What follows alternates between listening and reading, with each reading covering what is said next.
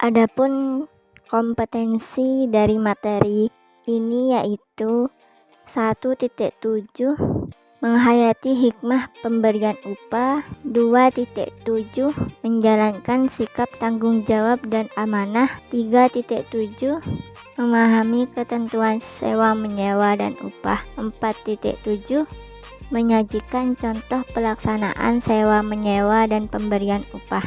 Dan adapun kompetensi dasar dari materi ini yaitu 1.7.1 membenarkan ketentuan sewa menyewa dan pemberian upah, 1.7.2 menunjukkan sikap penghargaan terhadap ketentuan sewa menyewa atau ijarah dan pemberian upah, 2.7.1 menunjukkan sikap tanggung jawab, disiplin dan amanah terhadap ketentuan sewa menyewa atau ijarah dan pemberian upah, 2.7.2 memperhatikan sikap tanggung jawab, disiplin dan amanah kehidupan sehari-hari, 3.7.1 menjelaskan pengertian sewa menyewa atau ijarah, 3.7.2 menjelaskan dasar hukum sewa menyewa, 4.7.1 mempraktekkan tata cara pelaksanaan sewa menyewa. Assalamualaikum warahmatullahi wabarakatuh. Sekarang kita akan membahas mengenai pengertian ijarah. Secara etimologi, ijarah berasal dari kata ajaro ya'juru ujron yang berarti upah atas pekerjaan. Adapun ijarah secara terminologis adalah transaksi atas suatu manfaat yang mubah berupa barang tertentu yang dijelaskan sifatnya dalam tenggang waktu tertentu, atau transaksi atas suatu pekerjaan yang dinyatakan dalam bentuk upah sebagai imbalan atau jasa yang sudah dilakukan. Secara sederhana, ijarah dapat diartikan dengan transaksi manfaat atau jasa dengan imbalan tertentu. Dalam kitab Fathul Qorib Al-Mujib, Syekh Muhammad bin Al-Qasim Al-Ghazri menerangkan, aqdun ala manfaatin maksudatin maklumatin qabilatin lil badli wal ibahati bi'audin maklumin, yang artinya ijarah adalah akad atas manfaat yang jelas, menjadi tujuan serta bisa diserahkan dan diperbolehkan kepada orang lain dengan ganti atau ongkos yang jelas. Maksud dari kata manfaatin maksudatin adalah manfaat menurut pandangan syariat, maka tidak boleh menyewa untuk hiasan. Sedangkan maksud dari kata maklumatin adalah manfaat yang jelas dan dibatasi, seperti mengupah orang untuk menjahit baju dengan ukuran dan model tertentu. Sedangkan maksud dari kata qabilatin lil badli adalah barang itu memungkinkan untuk diserahkan, maka tidak boleh menyewakan Al-Quran kepada orang kafir, sebab Al-Quran tidak bisa diserahkan kepada orang kafir. Dan maksud dari kata al-ibahah adalah manfaat yang tidak haram, maka tidak boleh menyewa barang-barang yang diharamkan menurut syariat. Selanjutnya, kita membahas mengenai dasar hukum ijarat ala al-manafi. Yang pertama dari Al-Quran. Bismillahirrahmanirrahim. Askinuhunna min haitsu sakantum min wujdikum wala tudarruhunna litudayyiqu alaihinna wa in kunna ulatin hamlin fa'anfiqu alaihinna hatta yada'na hamlahunna fa in arda'na lakum fa'atuhunna ujurahunna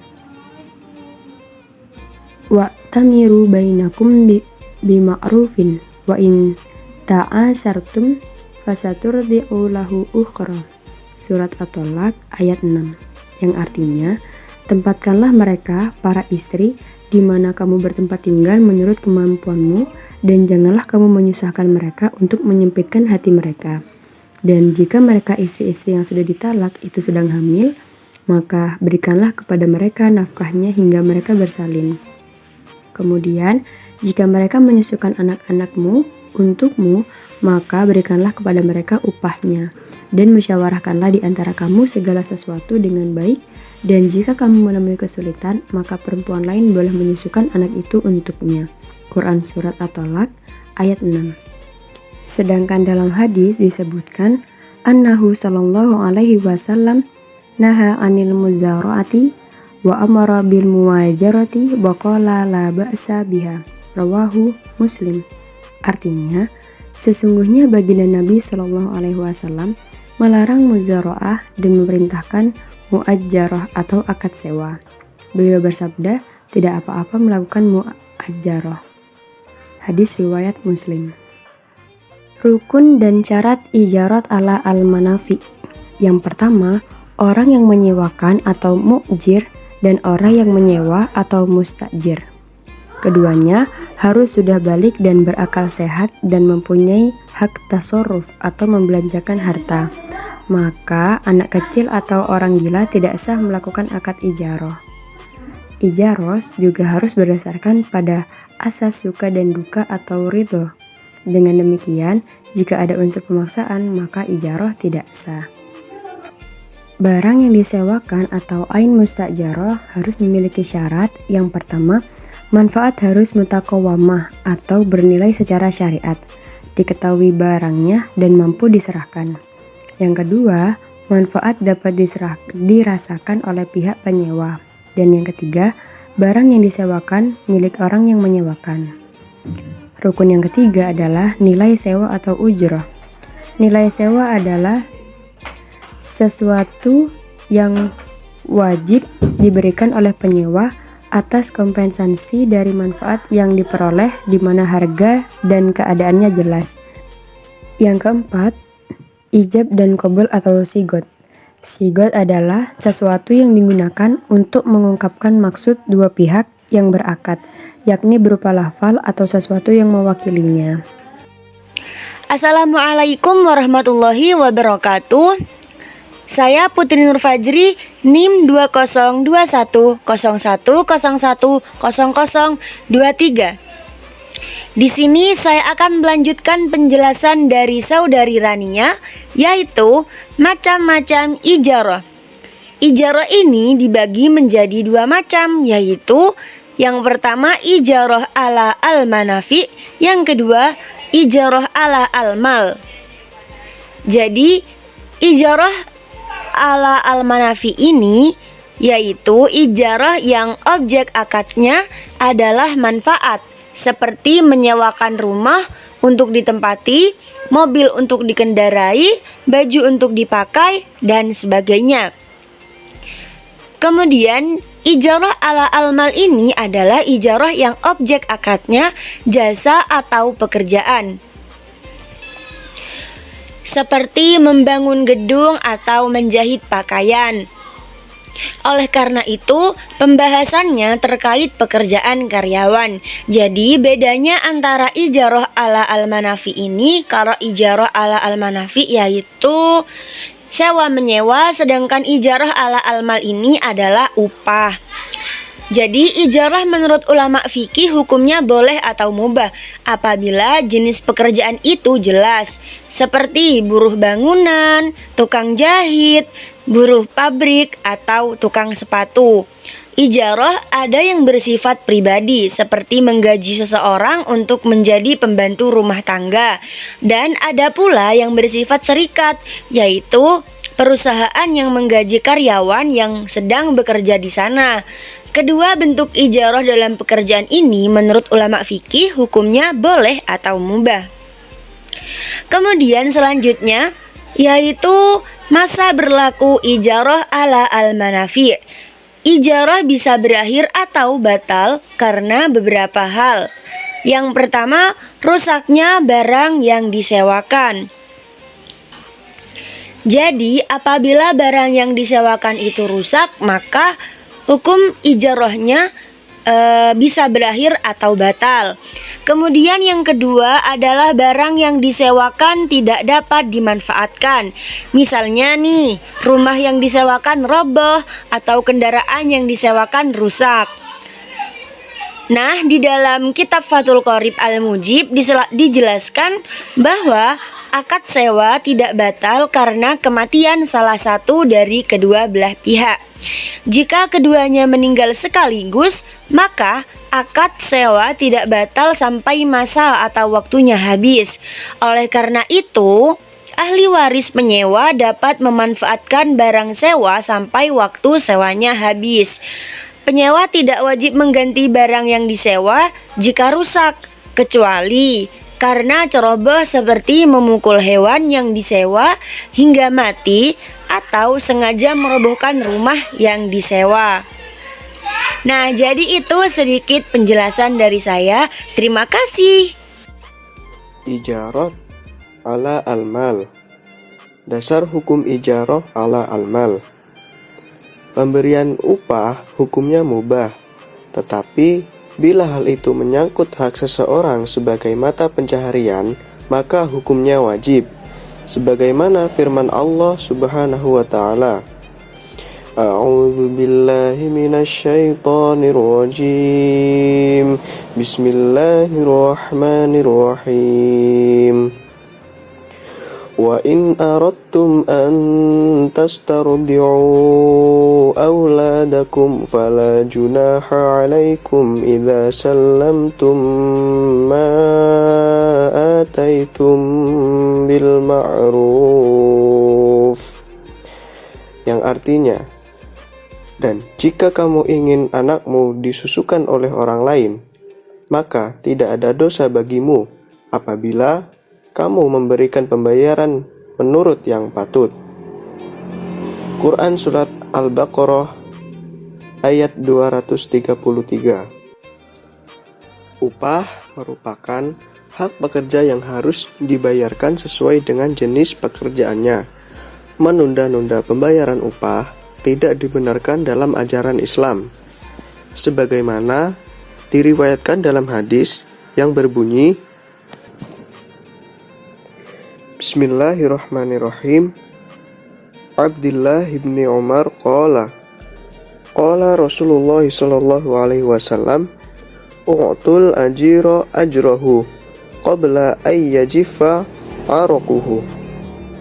Yang artinya, dari Abdullah bin Umar radhiyallahu an berkata, Rasulullah sallallahu alaihi wasallam bersabda, berikanlah upah kepada pekerja sebelum kering keringatnya. Hadis riwayat Ibnu Majah. Rukun dan syarat ijarat ala al-mal. Yang pertama, pemberi upah atau mu'jir dan pekerja atau musta'jir. Pemberi upah dan pekerja ini memiliki syarat tersendiri, yaitu yang pertama, berakal sehat dan mumayyiz, namun tidak disyaratkan baligh. Maka tidak dibenarkan mempekerjakan orang gila atau anak-anak yang belum mumayyiz. Syarat yang kedua yaitu cakap dalam bertindak. Yang ketiga, ada kerelaan dari keduanya untuk melakukan akad ijarah. Apabila salah seorang di antaranya terpaksa melakukan akad itu, maka akadnya tidak sah. Rukun yang kedua yaitu pekerjaan. Pekerjaan yang akan dijadikan objek kerja harus memiliki manfaat yang jelas, seperti mengerjakan pekerjaan proyek, membajak sawah, dan lain sebagainya. Rukun yang ketiga yaitu upah atau imbalan, yaitu berupa uang dan sebagainya yang dibayarkan sebagai balas jasa atau pengganti tenaga yang sudah dikeluarkan untuk mengerjakan sesuatu. Pembayaran upah ini boleh berupa uang dan boleh berupa benda, dan disyaratkan diketahui jumlahnya oleh kedua belah pihak sesuai dengan perjanjian. Rukun yang keempat atau yang terakhir ini yaitu sigot atau ijab qabul.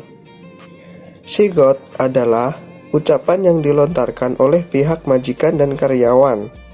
Dalam sigot syaratnya harus ada ijab dan qabul. Ijab merupakan pernyataan dari pihak pertama atau mu'jir untuk pembayaran pekerja, sedangkan qabul merupakan jawaban persetujuan dari pihak kedua untuk menerima pekerjaan yang ditawarkan. Seperti contohnya ijab qabul ini, misalnya mu'jir berkata, "Saya pekerjakan Anda dalam proyek ini selama 2 bulan dengan upah per hari 25.000. Kemudian mustajir menjawab, "Ya, saya bersedia." Yang selanjutnya ada tata cara membayar upah. Secara umum, pemberian upah dilakukan ketika pekerjaan sudah selesai. Sama halnya dengan jual beli yang pembayarannya pada waktu itu juga. Terkait dengan upah, pembayaran bisa diberikan sebelum mustajir atau karyawan bekerja atau setelah pekerjaan itu selesai. Hal itu tergantung kesepakatan dari kedua belah pihak. Kesepakatan kerjasama ini bisa dituangkan dalam perjanjian kontrak kerja yang ditandatangani oleh kedua belah pihak. Namun, memberikan upah itu lebih baik didahulukan dalam rangka membangun asas kepercayaan antara mu'jir dan mustajir. Apalagi jika mustajir sangat memerlukan uang untuk kebutuhan biaya makan keluarga dan dirinya sehari-hari. Nah, yang selanjutnya ada hikmah disyaratkan upah. Tujuan upah atau ujroh pada dasarnya untuk mendapatkan keuntungan material. Namun, itu bukan tujuan akhir karena usaha yang dilakukan atau upah yang diterima merupakan sarana untuk mendekatkan diri kepada Allah Subhanahu wa Ta'ala. Adapun hikmah disyaratkan upah. Yang pertama, membina ketentraman dan kebahagiaan. Dengan adanya ijrah akan mampu membina kerja sama antara mu'jir dan mustajir sehingga dapat menciptakan kedamaian di hati mereka. Dengan diterimanya upah dari orang yang memakai jasa, maka orang yang menerima upah dapat memenuhi kebutuhan hidupnya sehari-hari. Apabila kebutuhan hidup terpenuhi, maka mustajir akan dapat beribadah kepada Allah Subhanahu wa Ta'ala dengan tenang. Yang kedua, ada memenuhi nafkah keluarga.